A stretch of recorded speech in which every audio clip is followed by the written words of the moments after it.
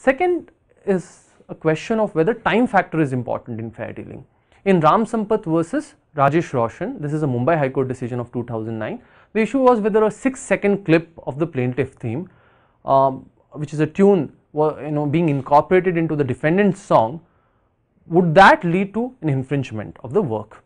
Court held that it could violate and hence a temporary injunction was granted. However, the case was mutually settled and the injunction was vacated, but the court laid down the following test. First, it said similarities and dissimilarities between the two works must be assessed. Second, the defendant's work standalone without copying must be assessed. Third, the catchy part in the musical work to which the listener is immediately hooked onto, that must be ascertained. And fourth, even if a small part is copied, the number of times it is appearing in the same song, that is in the defendant song, must be ascertained, and all these factors combined together must form a holistic perspective of what amounts to fair dealing. So even a 6-second clip can amount to infringement of copyright, provided it's a kind of catchy tune and the defendant uses it repeatedly. But is this a real factor in the sense that there are no exceptions? In ESPN's Star Sports versus Global Broadcast, this is a 2008 Delhi decision, Delhi High Court came to a conclusion that fair dealing is a question of fact, would depend on the circumstances and degree of use in each case. So no standard principle can be enunciated, and in this case they did not come to any conclusion whether time would be a essential factor. In India TV versus Yashraj Films, this is a 2011 Delhi High Court decision. Considering that copyright does not require registration, the level of originality required is definitely low. So whether de minimis exception should be provided, and what is this de minimis exception? That law does not care for the trivials, right? So we should not be considering trivial acts of infringement as amounting to infringement, and the court's expensive time and energy should not be wasted in litigating such cases. Now, the presence of transaction cost can also be a reason for de minimis. Hence, whether it's a standalone exception other than fair use, or whether it's part of fair use, needs to be cleared. Now, the court laid down 5 important factors in finding out whether de minimis exception is allowed. It said the size and the type of harm must be considered, what the actual scope of and the type of harm that is caused to the plaintiff's works must be considered. Second, the cost of adjudication, whether it leads to higher transaction cost. Third, the purpose of the violated legal obligation. So what kind of legal obligation was violated and what was the purpose behind this obligation. And fourth, the effect of legal rights on third parties. So including the final factor is the intent of the wrongdoer. So in this case, it was held finally that a license which would lead to a minimum revenue of 10,000 rupees for a 3-second clip that was used, which included something 5 words from the plaintiff's recording of 5 stanzas, that would not amount to an infringement. So in this case, the court considered that this is kind of very trivial and this should be excused as a de minimis exception, not even asking whether it should be covered as a fair use at all.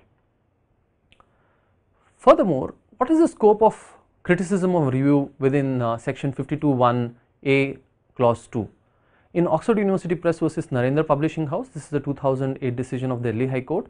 The question was whether a question bank forming part of plaintiff's mathematics textbook was copied or not. Now the defendant here came with certain guidebooks where they used the questions that were provided in the earlier plaintiff's work, and these guidebooks contained a step-by-step solution to the plaintiff's work, plaintiff's questions that were raised in the earlier work. Now whether the defendant's act qualifies for fair dealing was an important question. Apart from whether the question papers could qualify for copyright, the Delhi has already answered in affirmative by that time that question papers do contain copyright. But the next question was whether the defendant's act of using those questions and coming out with solutions, would that amount to an infringement? The court held that, and it followed what is called as the Campbell-Harpen-Rowe test based on the 4-factor test in the United States. It came to a conclusion that fair dealing is one of degree and impression of the reader, and this test should be generally followed. It also followed the most famous decision of the Supreme Court, the seminal decision of the Supreme Court in R.G. Anand versus Deluxe Films 1978, wherein the court had laid down that the test in such cases should be from the perspective of the reader or the spectator. Now, the court in this case held that transformation of work is required, and that is one of the essential characteristics, must not be the same thing as infringing work. Now, in this case there was a case of transformation because the defendant was finding solutions to the problems raised by the plaintiff in his work. Fair dealing is important for balancing rights with enriching public pool of ideas and creating a vibrant public domain. The court said that without fair dealing, you would actually impede the creation of public pool of ideas and a vibrant public domain, and that is why balancing of rights is important. Section 52 lays down only the detailed broad heads. We should resort, as we have seen, although they are exhaustive, they merely lay down the broad heads. We should resort to more nuanced principles. Similarities and dissimilarities in the defendant's work may lead to a conclusion of finding of fair dealing and whether the use was transformative or not. What would qualify for a review under section 52A2 is also stated by the court in this case. Review of a mathematical work would mean re-examination of the primary work, and court gave a very broad interpretation to the word review, which meant that you can re-examine the plaintiff's work, and in this case the defendant has actually revisited the questions and assisted students to solve them through a step-by-step solution. So, there was no finding of infringement in this case, although the copyright with respect to question papers was valid, but there was no infringement. The question of whether fair dealing extends to cinematographic films and sound recordings was also largely discussed in Super Cassettes versus Chintamani Rao. This is a 2012 decision of the Delhi High Court, but it is of certain limited application now because of the 2012 amendments. In this case, the use of a video or audio clip for 52(1)(a) purposes, since it is a derivative work of categories of work mentioned, it was held in this case that the cinematographic and sound recordings have been provided a distinct right in section 13, and it treats them as a separate class of works. And by dropping cinematographic films and sound recordings from section 52(1)(a), the intention was not to create any fair dealing cinema or sound recordings. Now, the presence of specific provisions like section 52(1)(i), j, k and za creates an exclusion by implication.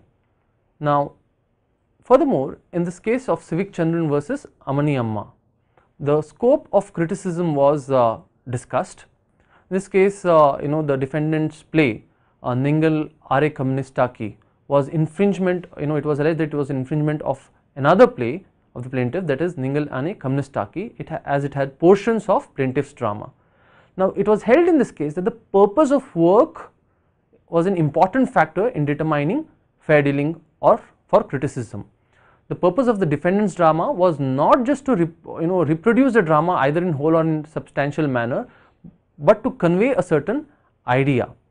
Now, purpose was also not to imitate the drama by misappropriating it, but the purpose was largely transformative in the sense that it was to write a counter drama which criticized the idea of propagating plaintiff's drama and to expose the public that the drama had failed in achieving its real object. Now, post 2012, section 52(1) applies to 1A applies to all works. Now, there is a problem with inherent bias towards the print medium as to the nature of use to imply criticism or review, because what we understand from the jurisprudence is that the criticism or review is largely understood in the earlier context of print and not in the context of new media, and hence films and music sound recordings today are defined by space for creating works heavily relying on prior works which may or may not involve criticism or review. These are primarily kind of amateur works. So, how does section 52 gel well with this new age where amateur works which are kind of mashups and mix-ups of earlier works, and whether they would fit into the criteria of fair use.